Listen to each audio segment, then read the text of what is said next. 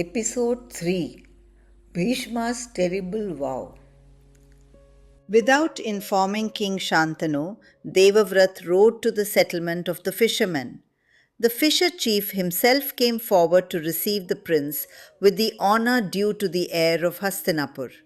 Devavrata spoke plainly. My father King Shantanu desires to marry your daughter. I have come on his behalf. The old chief listened respectfully. But before we hear his reply, we must return to another extraordinary meeting that had already taken place upon the waters of the Yamuna. As we saw in the previous episode, Matsyagandhi had grown up in the household of the fisher chief and ferried travelers across the sacred Yamuna.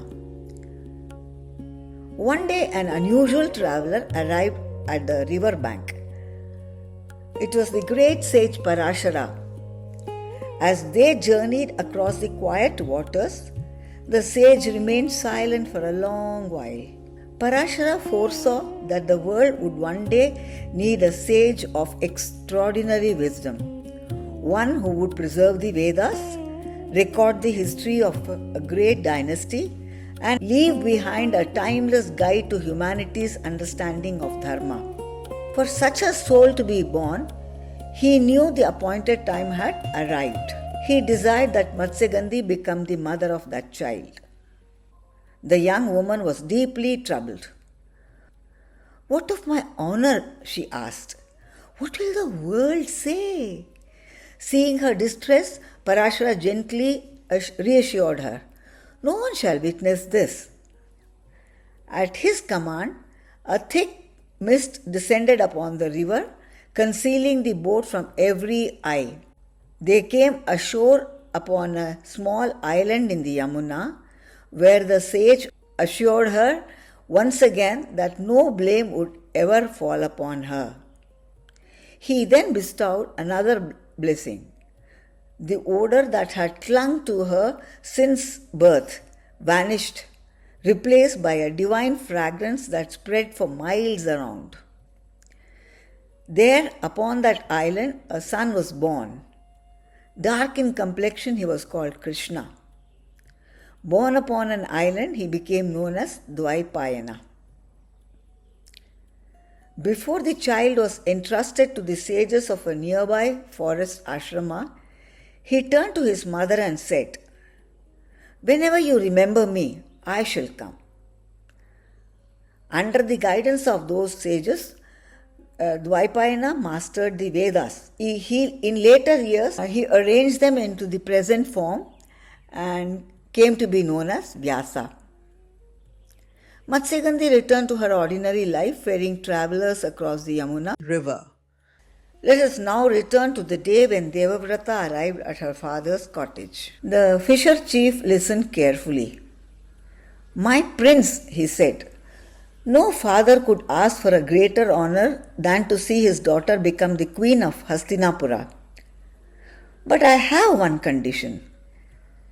If my daughter is to marry your father, her son must inherit the throne. Without hesitation, Devavrata replied, So be it. I renounce my claim to the throne of Hastinapura. Yet the fisher chief remained uneasy. My prince, your word is beyond question. But if one day you have sons, would they not possess a stronger claim than the sons born to my daughter? The words lingered in the air. Devavrata stood silent. Then he slowly raised his right hand. Hear me, all who stand here, and all the gods who witness this day. I shall never marry. I shall remain a brahmachari for the rest of my life. Never shall I father a child. Thus shall no descendant of mine ever claim the throne of Hastinapura. Silence followed. The river flowed quietly beside them, and even the wind seemed to pause. Then flowers began to rain from the heavens. The gods proclaimed, Bhishma, the man who had made a terrible vow. From that day forward, Devavrata became known throughout the world by that immortal name. When Bhishma returned to Hastinapura, King Shantanu learned what his son had done. He was overcome. No father could repay such a sacrifice. Yet he wished to grant his son a gift worthy of it. Calling upon the power of his accumulated merit, Shantanu bestowed a rare boon. Bhishma would not die until he himself chose the moment. Death itself would wait upon his will. This blessing came to be known as Iccha Mrityu, the freedom to choose the time of one's own death. Before we conclude, one thing strikes me. Why do so many significant births in the Mahabharata take place beside rivers? Ganga gives birth to Devavrata. Vyasa is born on an island in the Yamuna. Is there a deeper significance? Perhaps. In the Indian tradition, water is more than a physical element. It is the source of life, purification, and renewal. A river also marks transition from one shore to another, from one stage of life to the next. It is striking that both Matsyagandhi's own birth and the birth of Vyasa are linked to the Yamuna, just as Bhishma's life began in the Ganga. Whether this symbolism was intentional or simply reflects the imagination of an ancient river-centered civilization, the pattern is difficult to ignore. We'll have a discussion on this at a later date. The world has remembered Bhishma's vow as one of the greatest acts of filial devotion. Yet, every great sacrifice carries consequences that cannot always be foreseen.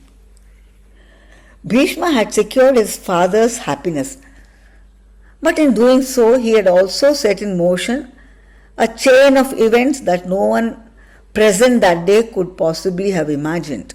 If you enjoyed today's journey, I'd be grateful if you would subscribe to the channel and share it with others who enjoyed great stories. Until next time, Namaste.